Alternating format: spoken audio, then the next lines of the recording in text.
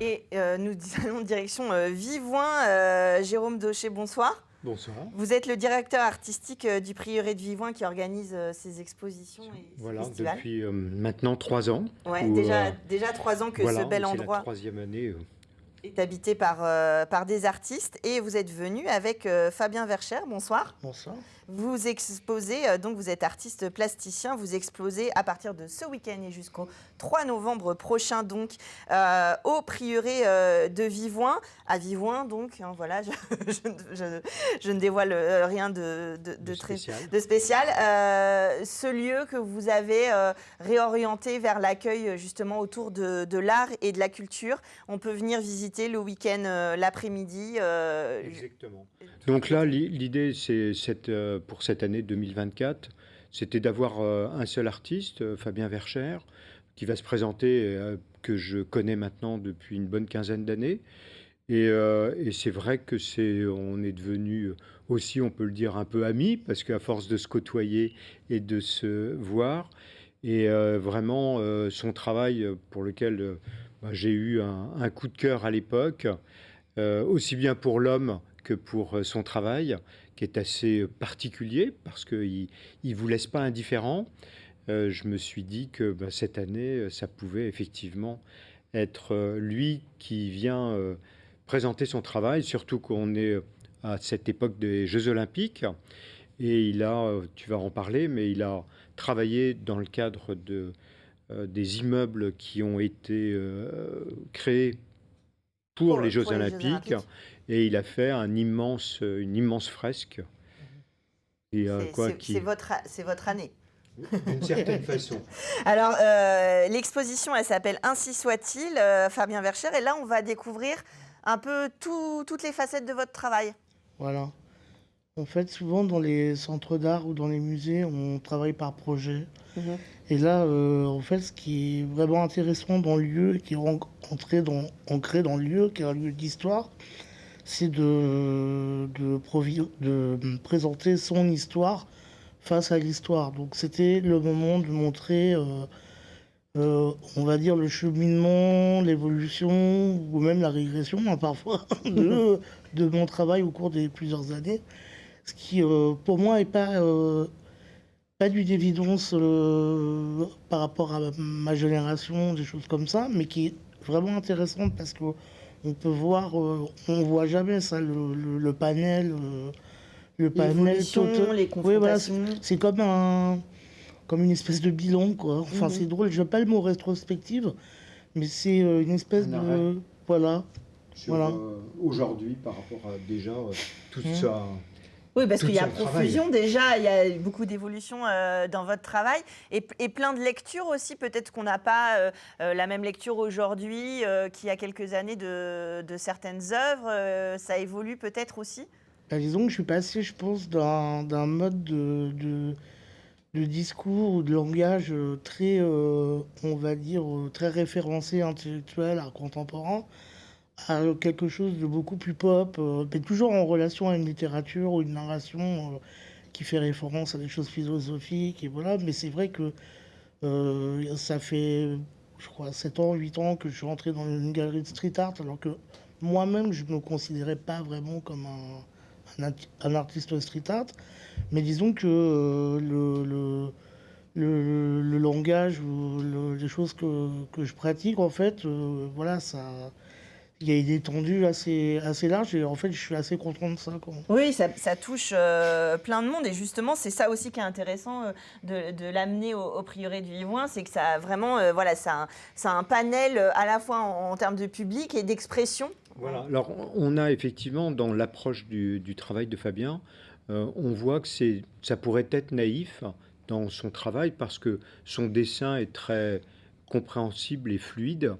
Et vis-à-vis justement de cette orientation qu'on essaye d'avoir pour un public très large, et même les enfants, donc avec les écoles, et les enfants, par rapport à son travail, sont très attentifs et le voient avec un œil peut-être moins sévère que les adultes qui découvrent son travail et qui pourraient se dire oh, c'est difficile, alors que pas du tout. On est dans quelque chose qui est très fluide, très surtout quand on voit travailler, on s'aperçoit que voilà, c'est une continuité. C'est vraiment une histoire en fait. On a vraiment l'impression que vous nous racontez une histoire.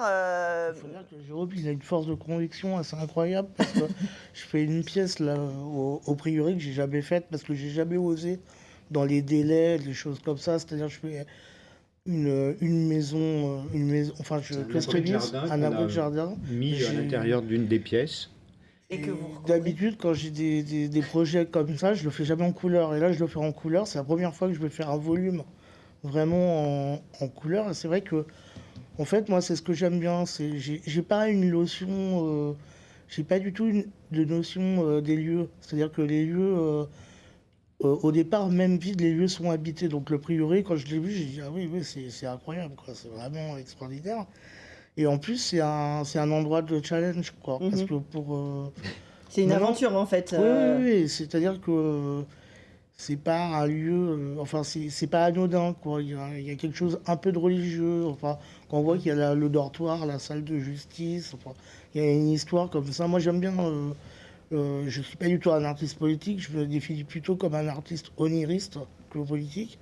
Et je trouve que ça va bien, quoi. Et ça vous inspire justement pour cette œuvre?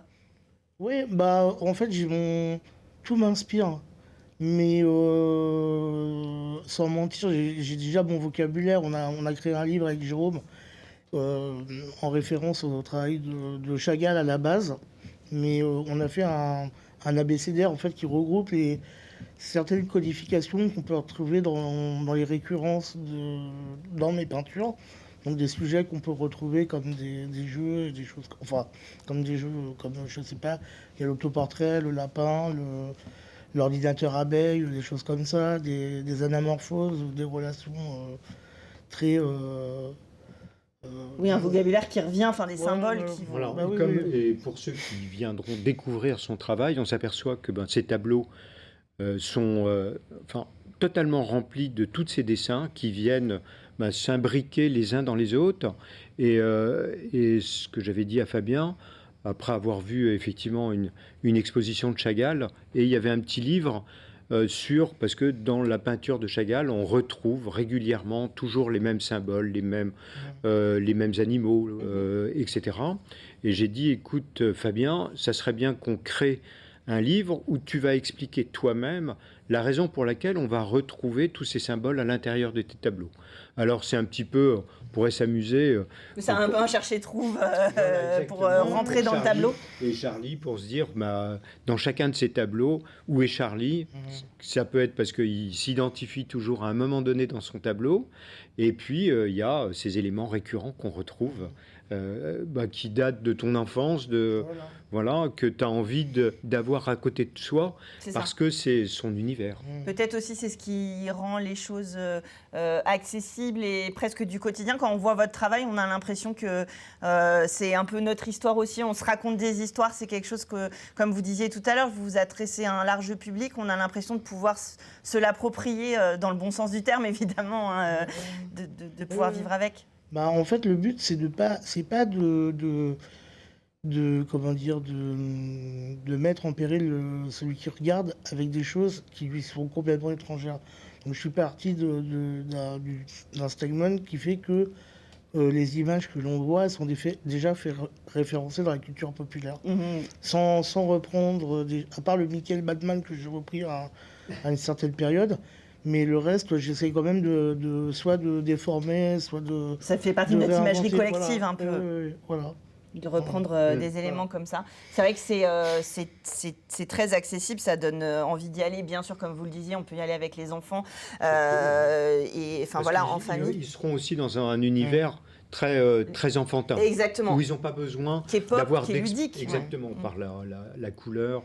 Et en même temps, cette accessibilité, parce que on regarde simplement, puis on rentre dans le monde de Fabien, qui pourrait être aussi onirique que le sien, et surtout quand on a un regard d'enfant très vierge, plein de regards. À découvrir, ainsi soit-il, j'aime bien le titre que vous avez donné à cette exposition.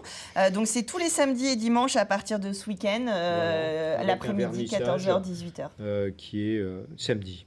Donc pour ceux qui souhaitent venir le jour du vernissage, il y aura des visites et en même temps, Fabien sera là. Oui, c'est ça. L'artiste sera là, c'est toujours intéressant pour ceux dont vous avez piqué la curiosité ce soir peut-être de venir à votre rencontre. Et puis après, il y a un événement... Voilà, alors il y a un événement qui va se passer à Vivouin pendant le week-end de la Pentecôte où on va mélanger de l'art urbain sur Le Mans, vous connaissez grâce à Planchamp, mais là c'est de manière plus réduite. Et à l'intérieur de l'école de Vivouin, on va faire travailler 5 artistes d'art urbain qui vont plutôt travailler sur la nature et en même temps les animaux, et faire travailler avec Fabien aussi ces enfants pour les apprendre à dessiner, à faire utiliser déjà, on va dire, la bombe à aérosol, même s'ils sont très jeunes, de faire des pochoirs, etc. Et le samedi, on va faire une fête du cochon. Donc c'est de l'art et du cochon. Donc le jeu de mots. Hein. Et on fait, là c'est pareil, c'est ouvert à tout public qui veulent venir. On a mis des murs où les artistes vont travailler sur ces murs, en même temps qu'on pourra déguster ces cochons qui seront cuits à la broche. Comment amener l'art dans les territoires certains. Voilà. Ça, c'est important aussi, quand vous parlez de toucher tous les publics, de faire des ateliers, d'aller à la rencontre des gens. C'est quelque chose qui vous plaît? Ah oui, en fait, les gens souvent ont plein de questions. Ils ont envie de...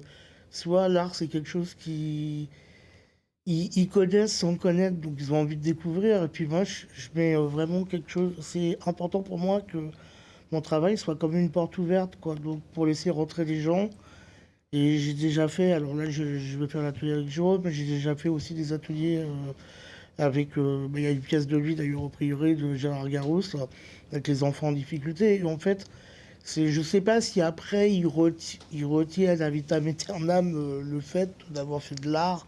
Mais en tout cas, c'est toujours la créativité, c'est toujours les emmener sur un chemin où peut-être ils n'avaient pas pensé. Et puis, tout ce qui ouvre l'esprit, en fait. C'est ça, c'est de l'éducation artistique par l'image et par le plaisir Voilà. aussi.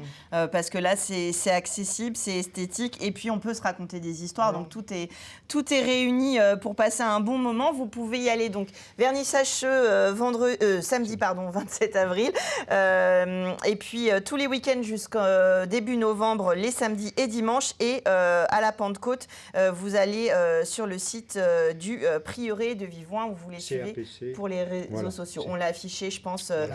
CAPC, Centre d'art plastique et contemporain.webflow.io. Voilà, et CAPC Prieuré de Vivouin sur Instagram. Merci à tous les deux d'être venus sur le plateau pour nous parler de cette belle programmation. Merci à vous de nous proposer ce programme. Et puis nous, on se retrouve la semaine prochaine pour d'autres idées sorties culturelles en Sarthe.